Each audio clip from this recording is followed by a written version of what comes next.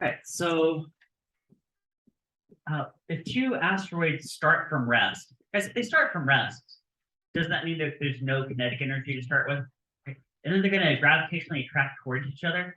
Right? So they're going to like fall towards each other, which means they will be spinning up. So I mean, there's eventually kinetic energy, just not to start with, right? Right.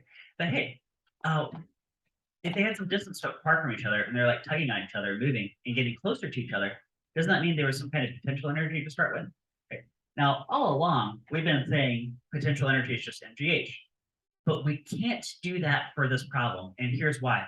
You guys see that lowercase g right there? Okay. At the surface of Earth, that number is about 9.8 meters per second squared. And then, like the surface of other planets, it's different numbers, but it's like constant for the surface of some planet, right?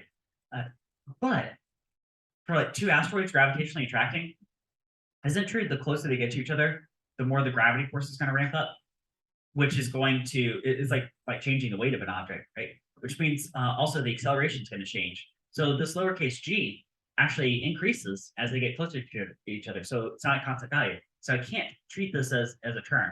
Actually, this MGH is only a really good approximation for like localized to the surface of a planet. So we're going to have to use the more universal form, which is this strange looking term. It's negative. It's divided by r, divided by some distance, and multiplied. Like why is that? Okay.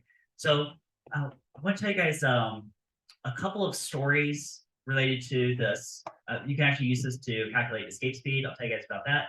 I'll show you guys how this simplifies to this at the surface of a planet, right? And then we'll go answer this question. Right now, this is going to take some deep thinking. Right, so you guys ready to think deeply on this?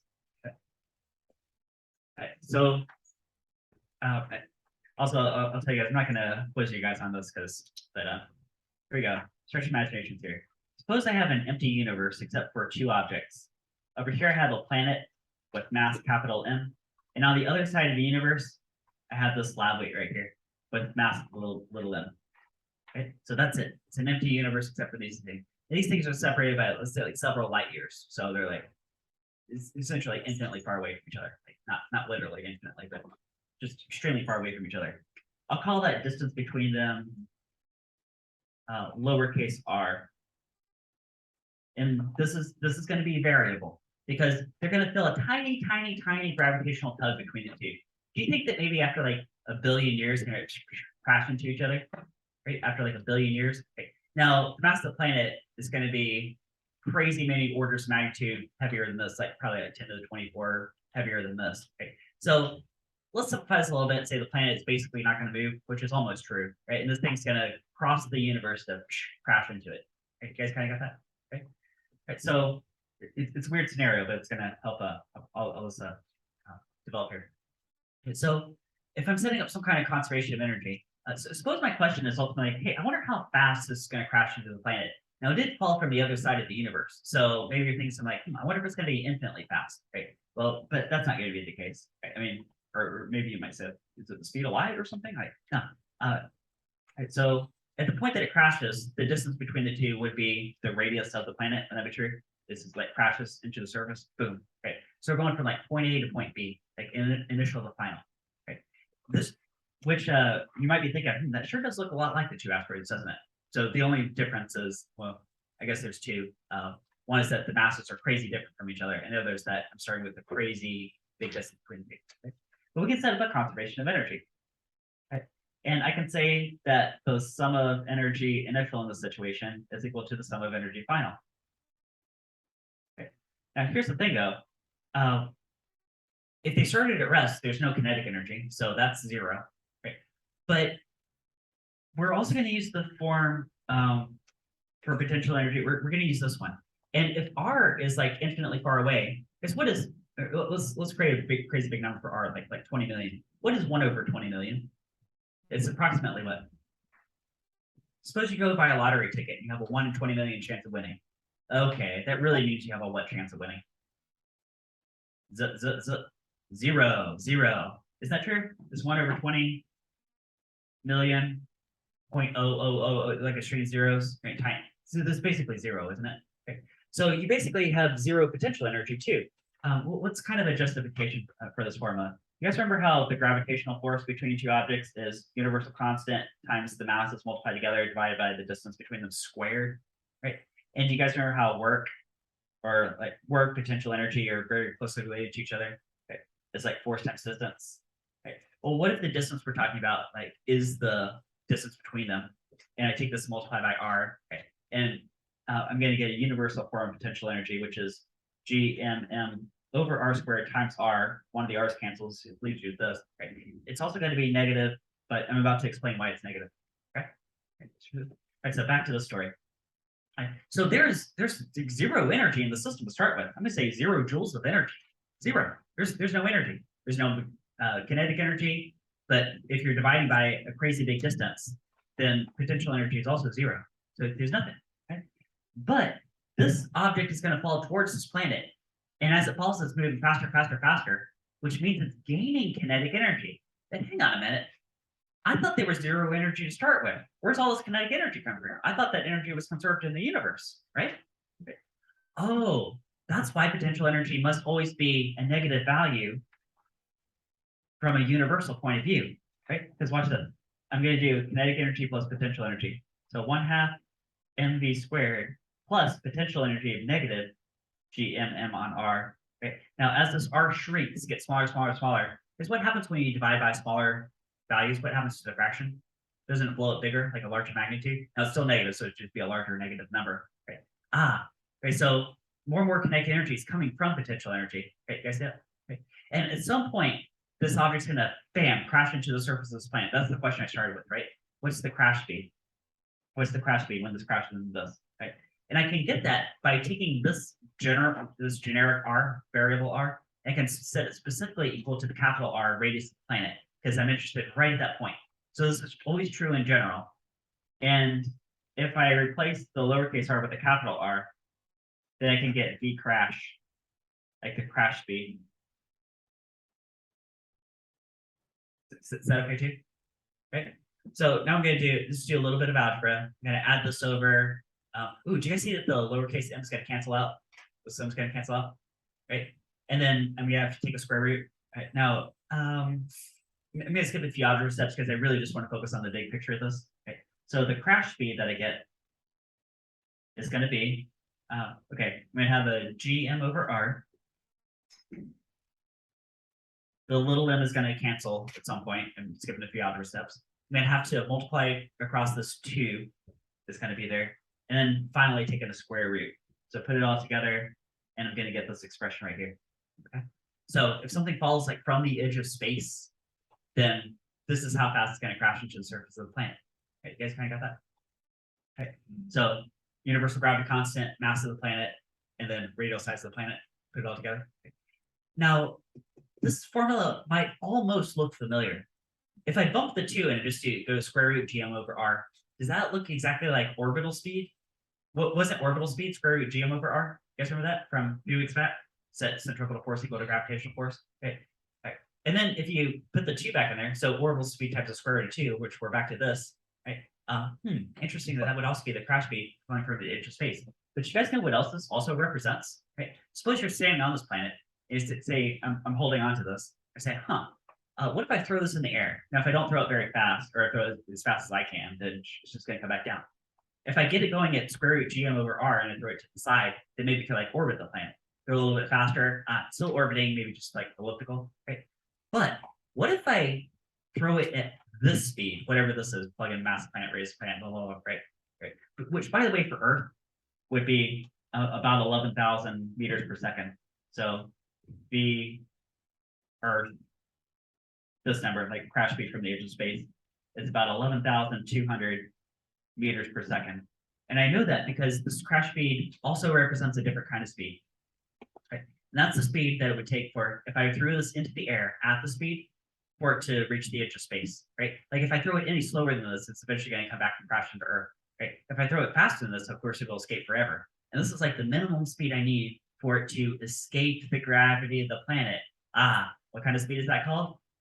Escape speed. So this also represents escape speed. It's the same magnitude. All you have to do is turn around and throw it up into the air.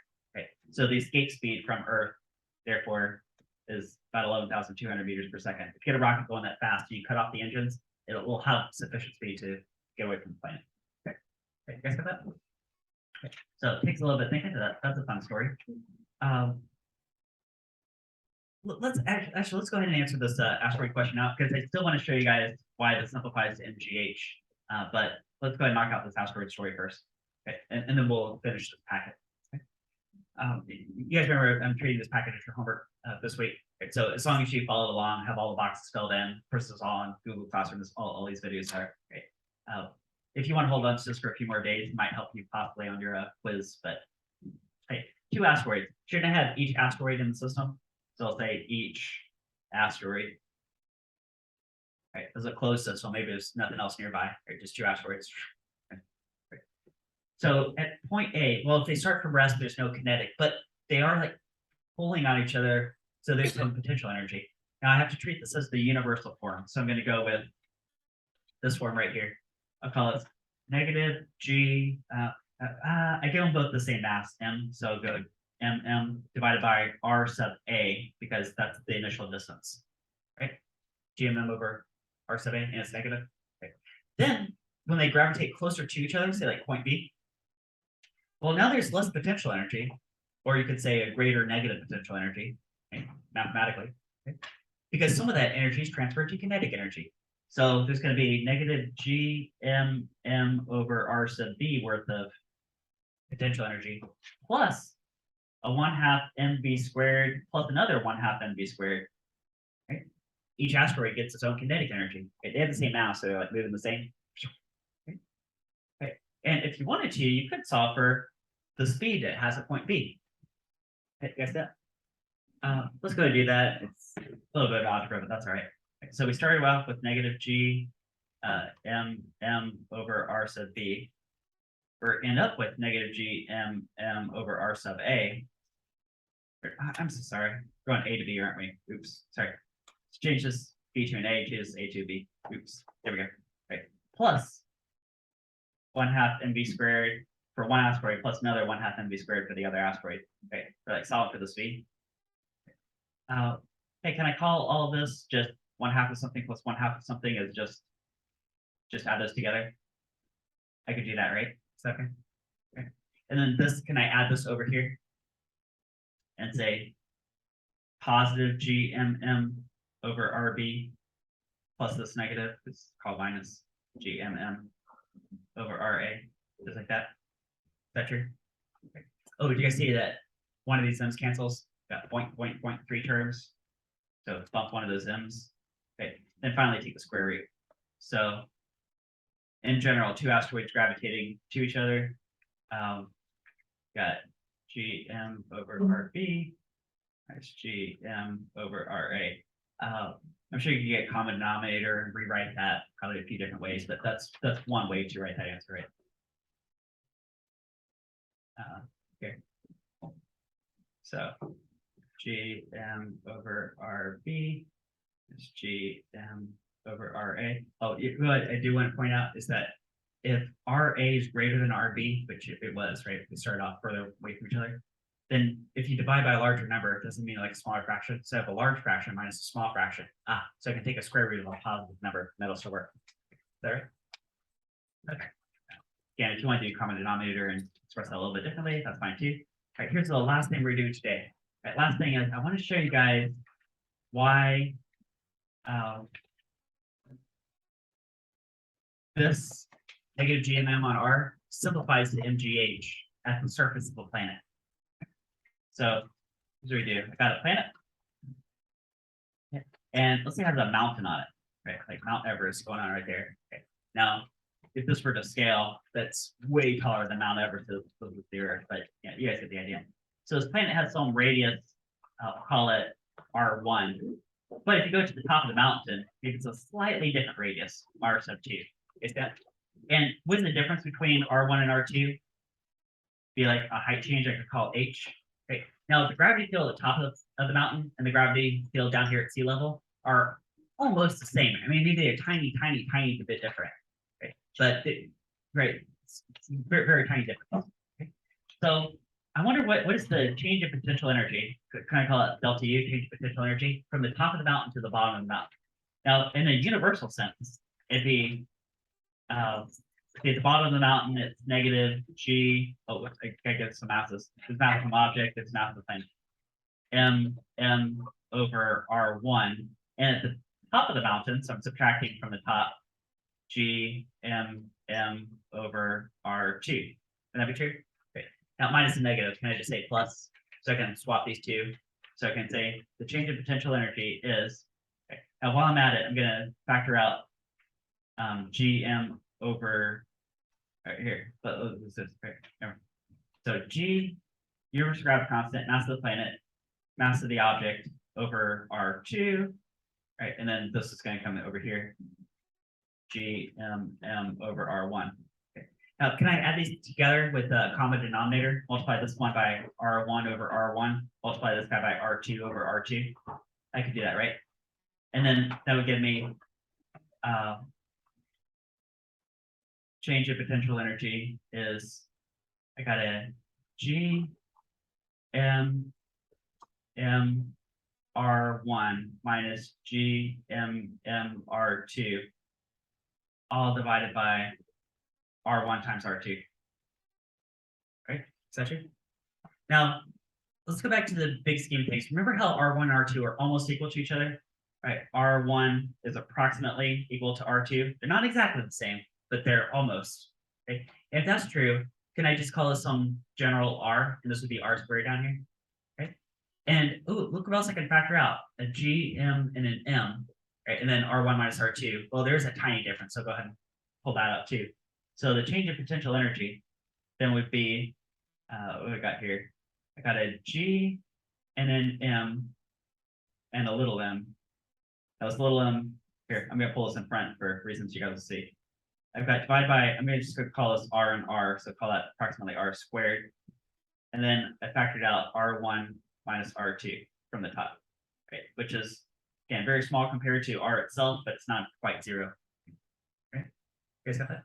Okay. In fact, I know what this is brackets. It's that H that I labeled in the beginning, isn't it? You see that? Oh, and look what we got. Here's the mass of the object. They could be like sitting on top of the mountain. GM over R squared. Hey, isn't that the gravity field of the planet, lowercase g? And R1 minus R2, isn't that the height change? Or R1 minus R2, or R2 minus R1, however you do it. So the potential energy localized is just going to be MGH.